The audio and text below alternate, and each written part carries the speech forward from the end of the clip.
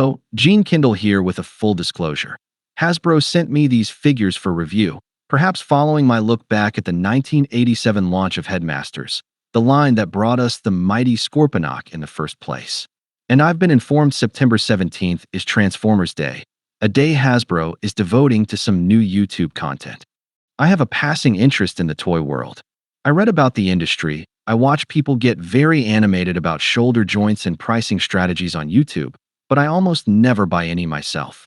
Transformers, in particular, are something I admire from afar, like outer space phenomenon or other people's dogs.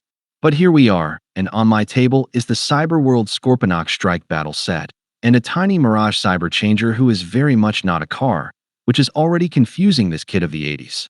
Cyberworld, for anyone who hasn't kept up with the ongoing multiverse of robots yelling at each other, is the latest kid-focused Transformers line. The premise: a group of Cybertronians are trapped in a game-like realm called, you guessed it, Cyberworld, where they get thrown into increasingly weird skill challenges by some unseen mastermind.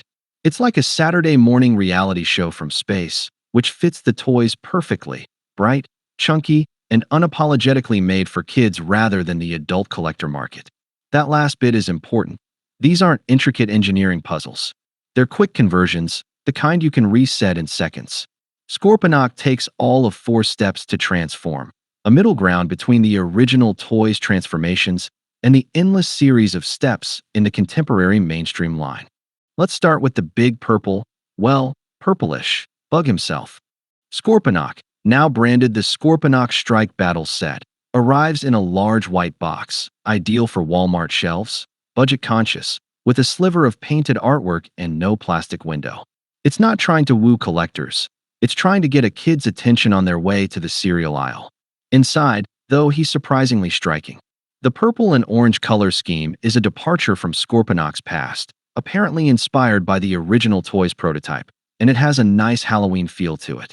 The green is now reserved for the translucent parts, which is a cool effect. There's a decent amount of sculpted detail for what's essentially a toy aimed at the young-uns. The head sculpt, in particular, is pretty cool.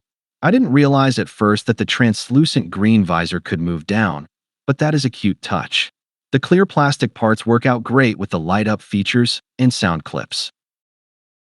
There have been a few advances in toy technology in the decades since my youth, clearly, as the toy itself comes with the needed battery. Articulation is better than I expected. I don't want to be unfair. We've got elbows here, and apparently elbow articulation is something collectors enjoy carping about online. The arms are delightfully mismatched. One's a giant pizza cutter, the other a grabby claw. There's also a large translucent sword that looks intimidating enough jammed into the claw hand, and can also serve as the stinger when in the Scorpion alt mode. The Scorpion legs are hollow and look a bit cheap, but that's par for the course at this age range. The buzzsaw hand can also be used as a hover bike for a smaller figure, a nice way to encourage kids to pursue more figures in the line. Meanwhile, Mirage Cyberchangers is, well, he's having an identity crisis.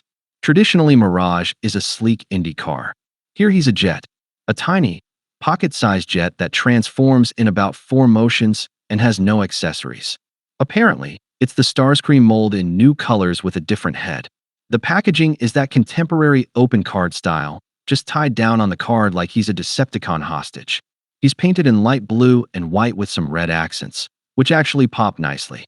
The head sculpt is unmistakably Mirage-ish, even if they gave him a visor instead of his usual eyes. Articulation is pretty basic, but reminiscent of the smaller Transformers from the 80s. Actually, this reminds me a lot of the tiny Transformers that came on a card and were once sold at low price points, hanging on pegs at the drugstore. The majority of my Transformers, back in those days. For their intended audience, kids who want robots to smash together while watching the Cyberworld YouTube show, they're pretty impressive. Scorponok is a big, loud, light-up chaos bug. Mirage is a bite-sized jet now. Okay, they do remind me that Transformers started out as toys, not collectibles, and it's kinda nice to see them just be toys again.